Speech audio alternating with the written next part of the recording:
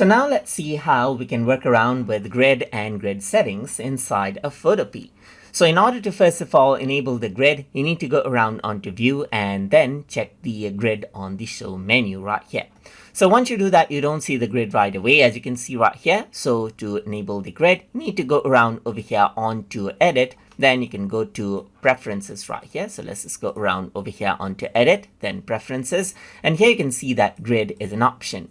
So the gap right now is 20 inches per grid right here. So let's just go around onto pixels right here, and immediately on every 20 pixel, you can see the grid right here. You can also go around for inches right here, ruler change the ruler units right here, but I'm going to stick to pixels. Apart from that, you can also go for inches right here, and let's say for example set 1 inch right here, and each 1 inch you can see that the grid is there. You can also set it out apart each 2 inches as well, just like this. And the grid right now is a square, but you can also set an isometric grid, as you can see right here, if you want.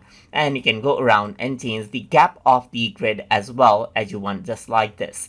You can also go around and disable out the grid or enable it out, and then you can go around onto the grid type right here and change around the color of the grid as you want as well. Just like this, you can see that you can choose different colors, and you can use these out as guide for your design.